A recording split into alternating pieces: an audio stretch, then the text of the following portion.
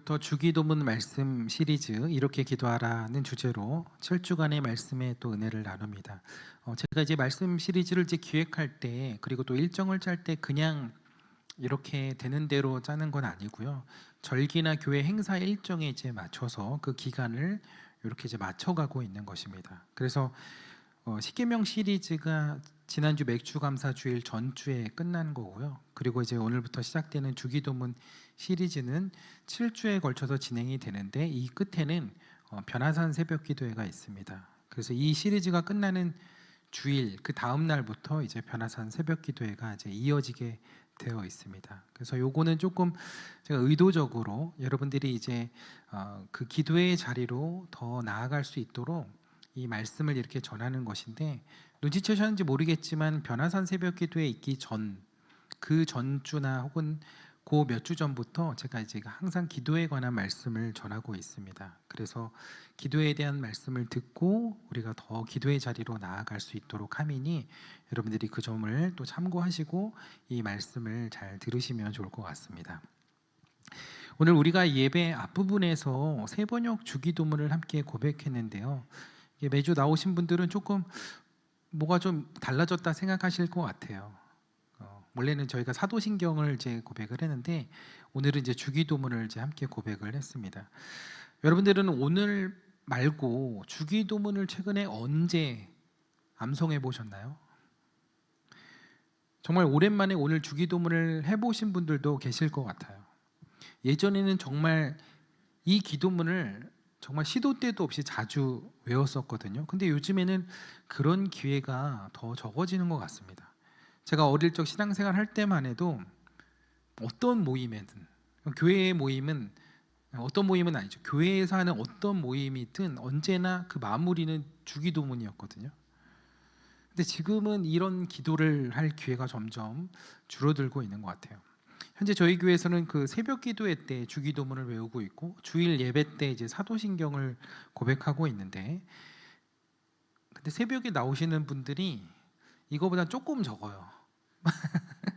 그래서 주기도문 말씀을 이제 주기도문을 이제 외울 기회들이 이제 우리가 많이 없는데, 이 주기도문 이 시리즈 말씀을 듣는 기간만이라도 우리가 주일 예배 시간에 사도신경 대신 이제 주기도문을 함께 외워보려고 합니다. 여러분들도 이 기회에 잊혀졌던 이 주기도문을 다시 외워보시면 좋을 것 같은데, 이왕이면은 세 번역 버전으로 외워보시면 좋을 것 같아요. 예전 버전으로 이제 입에 붙고 익숙한 분들은 이거를 좀 고치는 게 어려우실 수도 있겠지만 그래도 세 번역 버전으로 새롭게 다시 외워보시면 좋지 않을까 생각합니다. 왜냐하면은 우리 아이들이 이 세 번역 버전으로 지금 외우고 있거든요. 그래서 이번 기회에 같은 버전으로 우리 다음 세대의 언어는 아니죠. 이제 오늘날의 언어로 새 번역된 그 주기도문으로 우리가 가족이 같은 기도문을 또 외워가면 좋지 않을까라는 생각이 듭니다. 여러분, 주기도문은 말 그대로 주님이 가르쳐 주신 기도문이라는 뜻입니다. 근데 이 기도문은 초대교회에서 매우 중요하게 사용되었던 기도문입니다. 초대교회 사도들의 가르침을 정리한 가장 오래된 교회 문헌인 디다케라는 것이 있습니다. 들어보셨는지 모르겠지만 헬라어 디다케는 가르침이라는 뜻인데, 원래 제목은 12사도를 통하여 이방인들에게 전해진 주님의 가르침이라는 제목이에요. 엄청 길잖아요. 그러니까 이게 너무 기니까 조금 줄여서 12사도들의 가르침이라고 불렀고, 근데 그것도 이제 기니까 그냥 디다케, 가르침이라고 부르게 된 것입니다. 이 책은 초대교회에서 사용되었던 교인 매뉴얼 혹은 교회 생활 안내서와 같은 그런 책이라고 할 수 있는데요. 그 내용에 보면 세례는 어떻게 줄 것인지, 혹은 교회에서 금식은 어떻게 할 것인지, 성찬은 어떻게 할 것인지, 이러한 내용들이 담겨 있습니다. 그리고 거기에 주기도문에 대한 내용도 담겨 있는데 거기에 이제 이런 지침과 기록이 있습니다. 이와 같이 하루에 3번 기도하라. 원래 하루 3번 기도하는 것은 유대교의 전통입니다. 근데 아무래도 초대교회가 유대인 중심으로 시작되고 만들어졌다 보니 이 전통을 따라서 주님의 기도를 암송했던 것 같습니다. 근데 3번 기도한다는 것은 단순히 그냥 이걸 외우거나 암송하기 위함이 아니었습니다. 이것은 하루의 삶 속에서 주기도문에 담겨 있는 신앙을 기억하고 기억하는 데서 끝나는 것이 아니라 그걸 실천하기 위함이었습니다. 사실 초대교회에서는 아무나 주기도문을 외울 수 없었습니다. 그래서 교회에 새 신자가 들어오면 우선은 그 사람이 어떤 사람인지를 한동안 지켜보게 됩니다. 한동안이면 어느 정도일까요? 보통 우리는 이제 새 가족들이 들어오면 교회마다 조금 다르긴 하겠지만 새 가족 교육이나 새 가족의 어떤 그 과정들이 좀 있죠. 길으면 몇 달이고 짧으면 한 달 안에 다 끝나는 과정들입니다. 근데 초대교회 시절에는 정식으로 이렇게 세례를 받고 교인이 되기까지는 몇 년이 걸리기도 했습니다. 그래서 이 사람이 진짜 예수님을 믿는 사람이고 진짜 신앙을 갖게 되었다, 그렇게 생각이 되었을 때 세례를 주게 되는데 그게 몇 년 정도 걸렸다는 거죠. 그리고 그 세례를 받게 돼서 세례를 받기 위한 교육을 하게 되는데 그때 이 주기도문에 대하여 충분히 가르쳐주게 됩니다. 그렇게 해서 세례를 받고 교회의 공동체의 일원으로서 정식으로 공포가 되면 그때야 비로소 주기도문을 할 수 있게 되었습니다. 주기도문은 아무나 할 수 있는 것이 아니라 초대교회 공동체의 믿음과 정체성을 가진 사람들만 할 수 있었던 기도였다는 거죠. 그러니까 그 기도를 할 수 있게 되었을 때 얼마나 벅차고 얼마나 자부심이 있게 되었을까요? 그래서 주기도문을 그래서 보면 그 주어가 다 내가 아닙니다. 나라는 주어가 아니고 전부 우리라고 고백을 하고 있는 것이 바로 그런 이유에서입니다. 이제 이것이 공동체에서 고백된 언어이고 공동체의 정체성을 드러내는 신앙의 고백이었기 때문이라는 거죠. 그래서 주기도문은 예배 순서, 오늘날 같이 예배 순서 이상의 의미를 가지는 신앙의 공동 기도문이었던 것입니다. 근데 왜 이런 공동 기도문이 필요했던 것일까요? 어떤 교인이 되기까지의 통과 의례 때문에 이것을 만들었던 걸까요? 당시 초대교회와 그리스도인들은 유대인들에게 이단 취급을 받았습니다. 그리고 로마 제국에서는 종교로도 인정받지 못했고 사회적으로도 소수이기 때문에 굉장히 무시를 많이 당하던 공동체였습니다. 그러다 보니 저 사람들은 뭐 하는 사람들이야? 저 사람들은 누구야?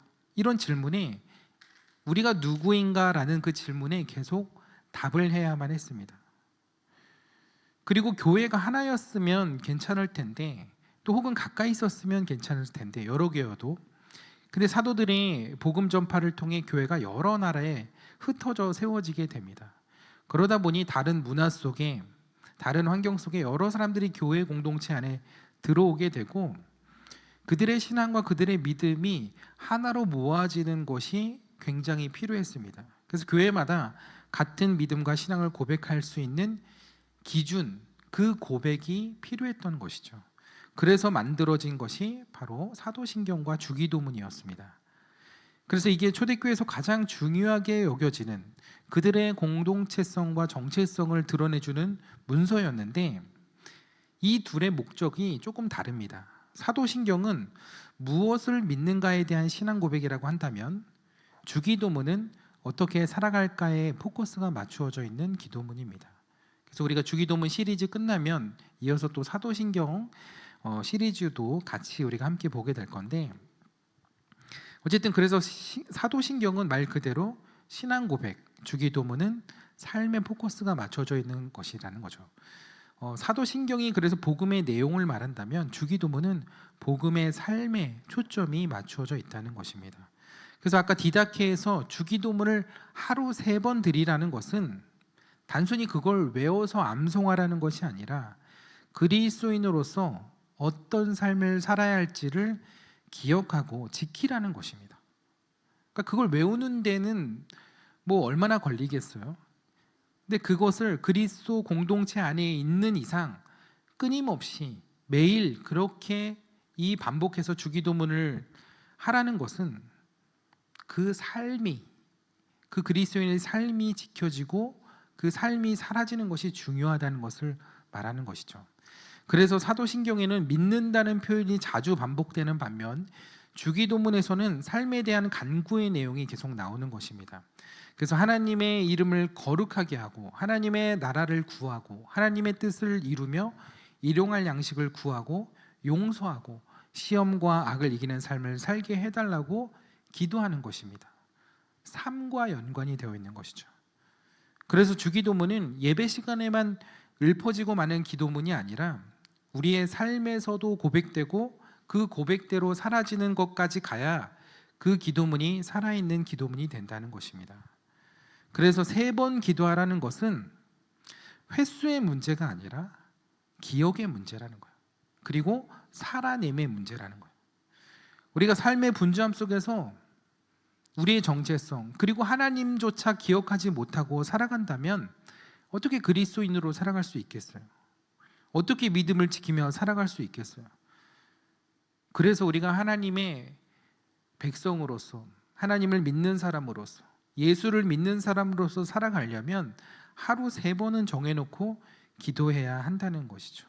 그게 딱 정해진 기준은 아니지만 유대인들과 초대교인들이 생각했을 때 최소 3번 정도는 그렇게 기도해야 나의 정체성과 삶이 지켜진다고 믿었다는 겁니다. 근데 이것들을 잘 지켜나가는 것, 정시로 시간을 정해놓고 기도한다는 건 쉬운 일이 아니죠. 살다 보면 막 그걸 놓치고 잊어버릴 때도 있잖아요. 여러분 중요한 일이 있을 때 잊지 않고 놓치지 않으려면 어떻게 하시나요? 알람을 해놓죠. 일정에 반영해서 알람이 울리도록 하잖아요. 여러분들은 삶 속에 어떤 알람들을 해놓고 살아가시나요? 아침에 일어나는 기상 알람? 놀러 가는 거? 식사 약속? 중요한 미팅? 약 먹는 시간? 근데 혹시 기도하는 시간이나 성경 보는 시간을 알람으로 해놓으신 분 있으신가요? 요즘에는 성경 어플이나 이런 데서도 그런 알람들을 해주는데 그게 그렇게 해줘도 그냥 꺼놓고 지내시죠? 왜 그 시간들은 우리가 알람으로 해놓지 않는 것일까요?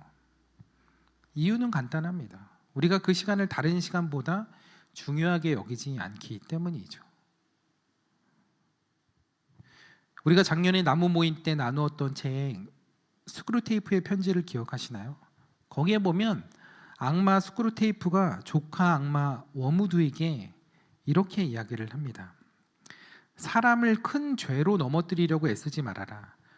하나님을 생각하지 못할 만큼 바쁘게만 만들어도 충분하다. 그리스도인들, 신앙인들을 무너뜨리는 데 있어서 그 사람의 믿음이 무너질 만큼 큰 죄를 짓게 그렇게까지 할 거 없다는 거야. 그냥 삶 속에서 조금만 더 분주하게 만들고 하나님을 생각하지 못하게 하고 말씀을 기억하지 못하게 살게 하는 것만으로도 그 사람은 무너지기에 충분하다라는 것입니다.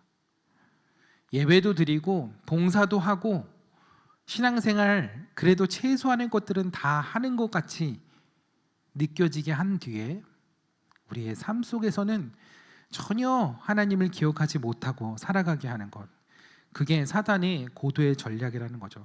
삶 속에서 그렇게 하나님을 잊게 만드는 것, 내 삶이 하나님보다 우선순위가 되는 것들이 더 많아지게 만드는 것, 그게 바로 사단의 전략이라는 것입니다. 그래서 초대교인들에게 3번이라는 것은요, 그냥 단순히 3번이 아니에요. 그 시간을 사단에게 뺏기지 않기 위한 시간이고 철저하게 자신들의 신앙을 지켜내기 위한 그런 시간이었다는 것입니다. 그래서 여러분도 여기서만 설교를 듣고 끝내는 것이 아니라 여러분들이 삶 속에서 그 말씀을 살아내기 위한 애씀과 노력이 필요한 거죠. 근데 그러기 위한 첫 단계가 뭐냐? 우리의 삶에서 기억하는 거예요. 기억하지 못하는데 어떻게 그 말씀으로 살아가고 하나님 주신 그 은혜로 살아갈 수 있겠어요? 기억하는 게 굉장히 중요하죠. 그래서 제가 여러분들과 7주 동안 하고 싶은 것이 있어요. 그건 이 주기도문을 하루에 3번씩 읽는 것입니다. 제가 외우는 거라고 하지 않았어요. 이 주기도문을 하루에 3번씩 읽는 것입니다. 억지로 외우려고 하지 않아도 하루에 3번씩 읽어가면 저절로 외워지겠죠. 그래서 제가 전교인 단톡방에 내일부터 이제 알람을 해드리려고 해요. 그래서 여러분들이 스스로 안 할 걸 아니까 제가 해드리려고 해요. 근데 알람 귀찮다고 단톡방 나가시면 안 됩니다. 나가시면 또 바로 초대해 드릴 거예요. 차단하고 나가시면 안 돼요. 물론 갑자기 안 하던 거 하려면 힘들죠. 그래서 처음부터 너무 무리하게 하지 않고 순차적으로 횟수를 늘려가려고 해요. 그래서 저희가 이제 7주 말씀을 듣지만 그 기간은 6주거든요. 그래서 내일 처음 2주는 아침 6시에 이제 알람을 해드릴게요. 그리고 그 다음 주 2주 동안은 그 다음 주 3주차, 4주차 때는 저녁 6시에 알람을 해드리겠습니다. 그때는 이제 아침과 저녁으로. 그리고 마지막 2주는 거기에 정오를 한 번 더 추가해서 6시, 12시, 6시 6시간 간격으로 3번 알람과 함께 주기도문을 올려드리겠습니다. 그래서 딱 그거를 막 그 시간에 맞춰서 내가 기도해야지라기보다는 그 메시지를 처음 확인하실 때 하시던 일들을 잠시 내려놓으시거나 그것을 먼저 주기도문을 보시고 그 자리에서 천천히 읽어보시면 좋을 것 같습니다. 한 번 읽는데 뭐 1분이면 충분할 것 같습니다. 천천히 읽어도 1분이면 충분하죠. 하루 3번 해도 하루에 3분이에요. 여러분 하루에 3분 기도 어려우세요? 네, 어려우신 얼굴들인데 아무리 생각해도 3분을 기도할 수 없다. 나는 바빠서 안 된다. 이런 분들은 저는 핑계라고밖에 생각할 수 없어요. 그래서 우리가 하루에 3분, 처음에는 그래도 하루에 그것만 뭐 주기도문만 하시진 않겠죠. 그래서 알람이 갔을 때 귀찮아하지 마시고 혹은 짜증내지 마시고, 물론 알람 소리를 꺼놓는 거는 제가 뭐 이해하겠지만 근데 거기에서 나가시거나 아니면 그 부분들을 그냥 넘기지 않으셨으면 좋겠어요. 그래서 우리가 6주 동안 이 주기도문을 우리가 우리의 삶 속에서 기억하는 그 시간들을 한번 가졌으면 좋겠습니다. 그리고 그 주기도문을 읽으실 때 그냥 아무 생각 없이 읽지 마시고 천천히 그 의미를 생각하면서 밥을 꼭꼭 씹어 먹는 것처럼 여러분 그 기도의 의미들을 생각해 보시면서 천천히 읽어보시면 좋을 것 같아요. 그리고 매주마다 듣는 이 주일 설교를 기억해 보시면서 그렇게 기도해 보시면 이 기간 동안 여러분들의 삶에 분명 어떤 변화가 있을 겁니다. 그러니까 내일부터 알람 이렇게 올려드릴 테니까 잘 동참하실 거죠? 하실 거죠? 네. 예. 그러면 오늘 주기도문의 이제 본문으로 이제 함께 들어가서 볼 건데요.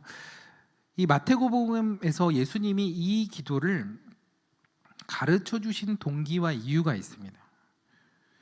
당시에는 잘못된 기도의 행태들이 있었는데 대표적인 2가지 케이스가 있었습니다. 근데 하나는 종교 지도자들의 기도였어요.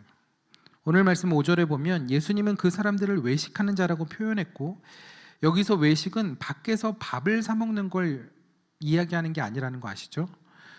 이 외식은 겉으로 드러나는 형식을 말하는 것입니다. 당시 종교 지도자들은 자신들이 경건해 보이기 위해서, 그래서 사람들이 보는 앞에서 기도했던 허례허식, 그걸 예수님께서 지적하신 겁니다. 그래서 예수님은 그렇게 사람을 의식하면서 기도하지 말고 하나님 앞에서 누가 보든 말든 골방에 들어가서 은밀한 중에 보시는 그 하나님께 기도하라고 오늘 이야기하신 것입니다. 또 하나의 잘못된 기도 행태는 이방인들의 기도였습니다. 당시 헬라 문화권에 있었던 1세기에는 참 많은 신들이 있었는데 이방인들은 그 신들에게 하는 기도를 주문처럼 반복해서 되뇌었습니다. 그렇게 해야 내 마음과 내 노력, 내 열심이 그 신들에게 전달이 되어서 응답이 된다고 생각했기 때문입니다.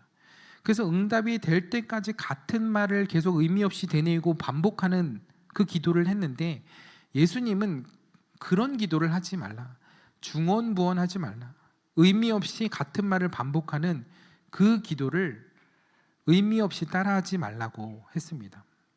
왜냐하면 우리의 기도를 들으신 하나님은 저 이방신들과 다르기 때문이라는 거예요. 그래서 주님이 가르쳐 주신 기도의 첫 마디가 그렇게 시작을 하죠. 하늘에 계신 우리 아버지요. 하늘에 계시다. 하늘에 계시다는 것은 어떤 물리적인 공간을 이야기하는 것이 아닙니다. 하늘에 계시다는 표현은 이 땅의 형상으로 만들어진 다른 신들과는 비교할 수 없는 높으신 분이라, 구별되신 분이라는 거예요. 이방의 신들은 다 형상을 만들었거든요. 근데 하나님은 그런 형상이 없잖아요. 하나님이 당연히 만들라고 하지 않으셨기도 했지만, 그 사람들이 너희가 믿는 신은, 하나님은 도대체 어디 있냐, 보이지도 않는 신이 어떻게 응답을 해주고 어떻게 그렇게 너희들에게 복을 줄 수 있냐, 그렇게 물어볼 수 있겠죠. 그래서 예수님은 우리 하나님은 하늘에 계신 분이다 라고 기도를 가르쳐 주신 거예요. 하늘에 계시다는 것은 단순히 그냥 저 멀리 저 높은 어떤 물리적인 공간이 아니라 구별된 곳에 계신 분이라는 것, 이 땅의 피조물에 제한되거나 그 형상으로 만들어질 분이 아닌 이 세상 만물을 창조하신 하나님이시라는 그런 의미를 담고 있는 것입니다. 그래서 전지전능하신 하나님, 그 하나님은 우리의 모든 필요를 알고 계신 분이기에 그렇게 의미 없이 반복하는 이방인의 기도를 본받지 말라고 말씀을 하신 것입니다.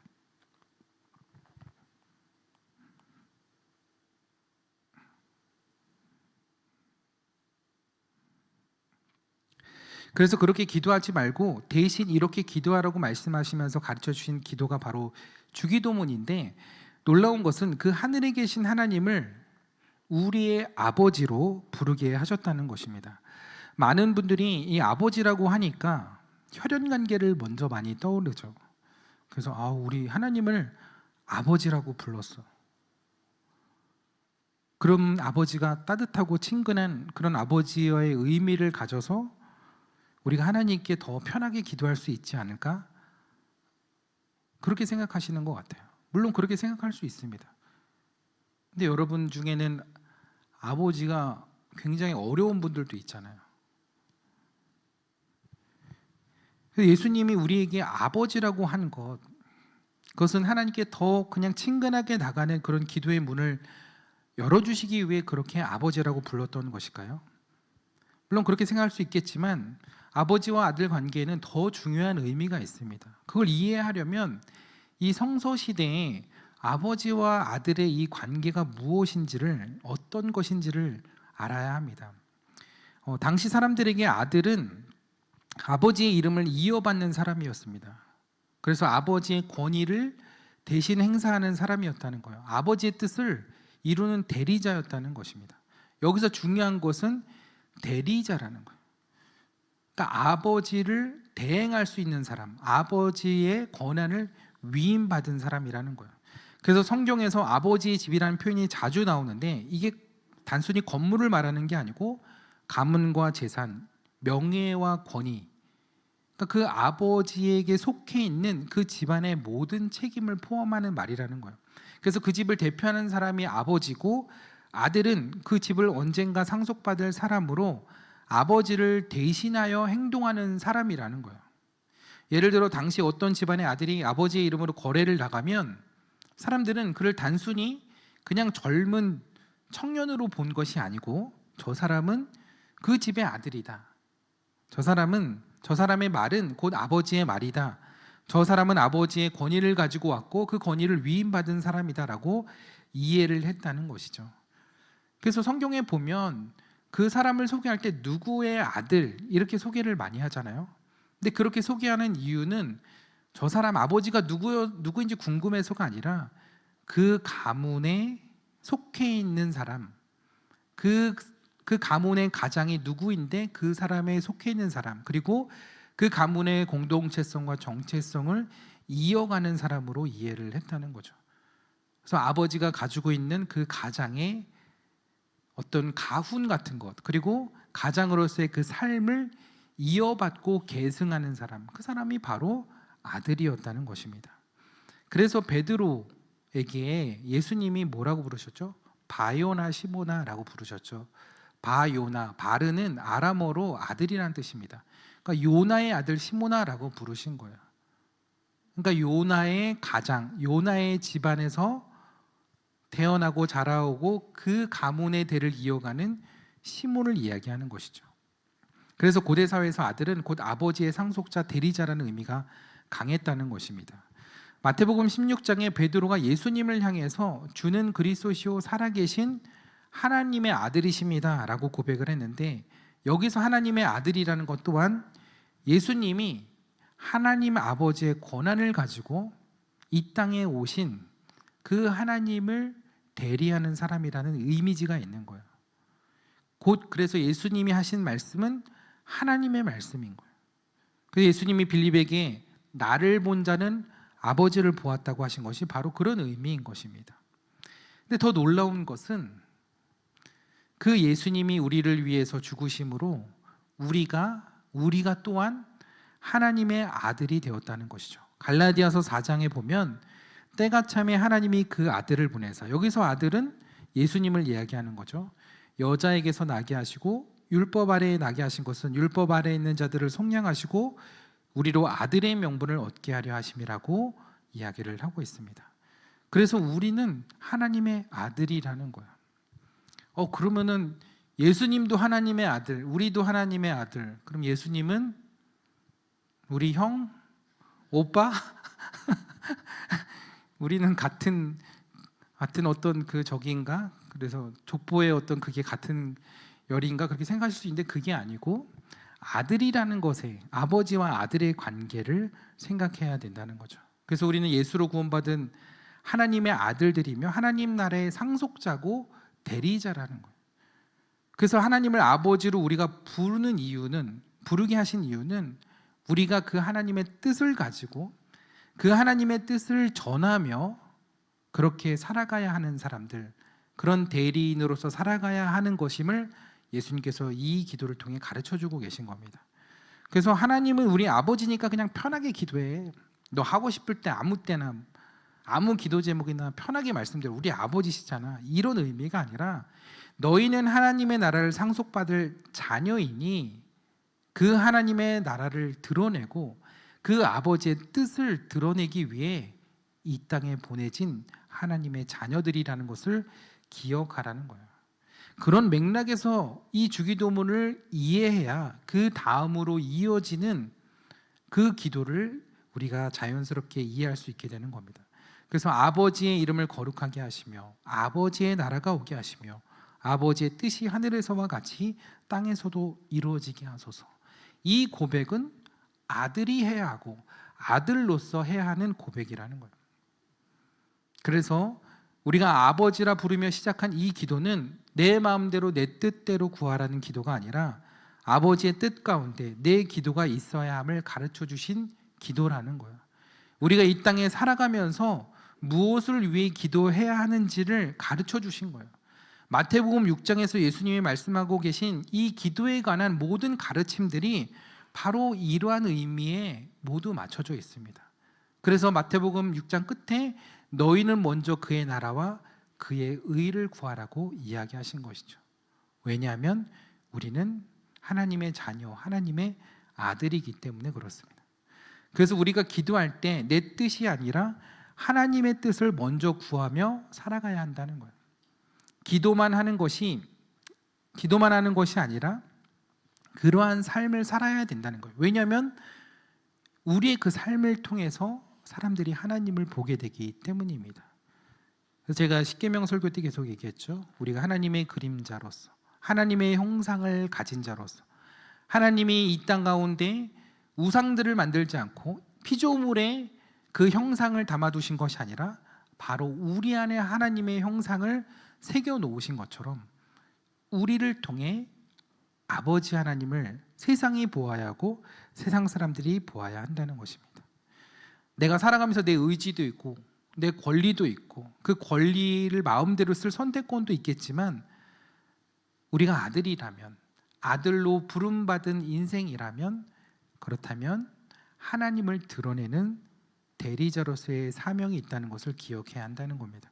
그래서 주기도문이 하늘에 계신 우리 아버지라고 시작한 것은 하나님의 아들로서, 하나님의 자녀로서 살아가라는 삶의 초청인 것입니다. 그러므로 우리가 하나님을 아버지라고 부른다면 우리의 삶 속에서 그 하나님의 형상이, 하나님의 나라가 드러나야 할 줄 믿습니다. 우리의 말 속에서, 삶의 여러 선택과 결정 속에서, 우리의 가정과 일터 속에서 사람들이 우리를 바라보면서 저 사람을 보니까 하나님이 저런 분이시구나, 저 사람이 믿는 하나님이 저런 하나님이구나 라고 그렇게 들을 수 있는 삶을 살아가야 한다는 것입니다. 그래서 이번 주부터 시작되는 우리 주기도문의 고백 속에 그냥 주기도문만 읽고 끝내는 것이 아니라 하나님, 내가 이 고백대로, 하나님께 드린 이 기도대로 살아갈 수 있게 해달라고 기도하는 여러분들 되셨으면 좋겠습니다. 나는 하나님의 아들입니다. 나는 하나님의 딸입니다. 오늘도 아버지와 그 아버지의 뜻을 나타내는 삶을 살아가게 하여 주옵소서. 세상 사람들은 자기의 유익과 자기가 원하는 것들을 자기가 믿는 신에게 아뢰지만 우리는 하나님의 뜻을 구하고 하나님의 의를 드러내기 위해 기도하는 사람들이라는 것, 그게 다른 거예요. 그럼 우리 것은 구하지 않아도 되나요? 안 구해도 하나님이 다 아신다니까요. 너희가 구할 것을 이미 다 아신다고 했습니다. 하나님의 나라와 의를 위하여 기도하면 거기에 이 모든 것을 더하신다고 약속하셨어요. 하나님은 내 것을 포기하고 하나님 것을 구하는 자에게 절대 손해보게 하지 않으십니다. 우리가 하나님의 나라를 위해서 기도하며 아버지의 나라를 위해 우리가 그 삶을 살아갈 때 하나님은 그 삶을 더 영화롭게 만드시고 복되게 만드실 줄 믿습니다. 여러분, 주기도문은 믿음의 고백이 아니라 삶의 고백입니다. 그래서 우리가 이 기도를 드릴 때마다 성령께서 우리의 삶을 변화시켜 갈 줄 믿습니다. 우리가 6주 동안 그렇게 일하실 하나님을 기대하며 우리의 삶 속에서 이 기도가 고백되어지게 되기를 축복합니다. 그 가운데 하나님의 나라가 우리의 삶 가운데, 우리 가정 가운데, 우리의 일터 가운데 임하고 하나님의 나라를 드러내는 은혜와 응답이 저와 여러분들에게 있게 되기를 주님의 이름으로 축원합니다. 우리 오늘 말씀을 기억하면서 우리의 마음을 그렇게 하나님께 고백했으면 좋겠습니다. 하나님, 너무 분주한 삶 속에서 나의 마음이 이 세상에, 나의 소원 가운데, 나의 목적 가운데 너무 많이 매여 있었습니다. 그러나 이제 이 주님이 가르치신 기도를 통해 내 마음을 다시 하나님께 맞춰드리기를 원합니다. 그 하나님의 뜻을 나의 뜻으로 맞춰가기를 원합니다. 그 하나님의 마음을 내 마음으로 드려지기를 원합니다. 우리 믿음의 고백을 가지고 우리 하나님 앞에 이 찬양을 올려드리고 기도하도록 하겠습니다. 주님, 우리가 입술로는 주님을 가까이 부르면서도 우리의 삶의 모든 순간과 선택의 순간마다 여전히 나를 주인으로 삼았음을 고백합니다. 분주함을 핑계로 주님을 마주하는 시간을, 그 짧은 시간을 뒤로 미루고 세상의 기대와 사람들의 시선을 따라가며 그렇게 살았습니다.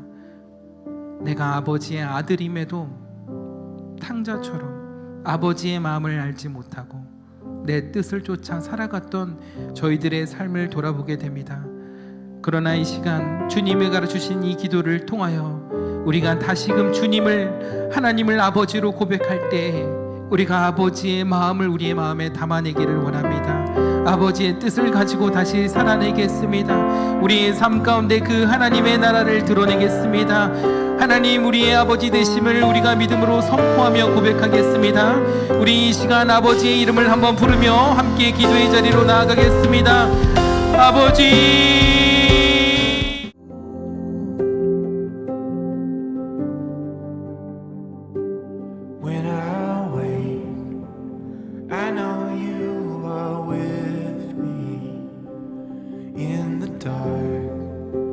I can almost see you clearly. Every day you're singing over me.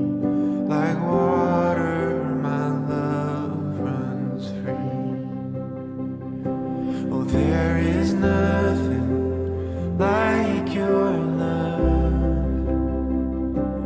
There is nothing and no one above.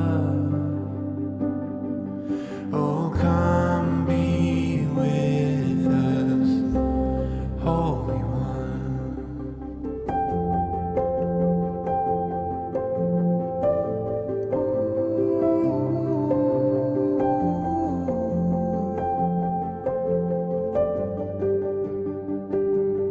In my pain, I know you can feel it. There I find the comfort in your spirit.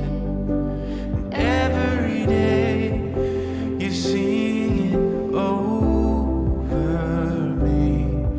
Like water, my love runs free.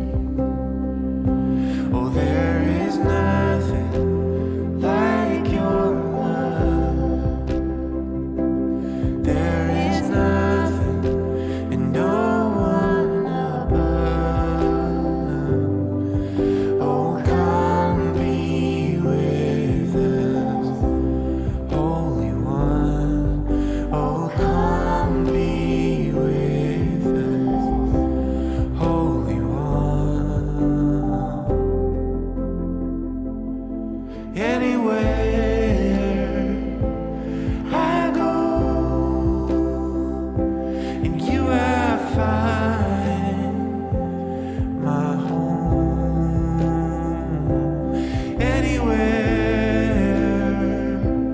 I go, in you I find my home. There is nothing like your love. There is nothing and no one above. Oh, come be with us, Holy One. Oh, come be with us, Holy One. Oh, come be with us, Holy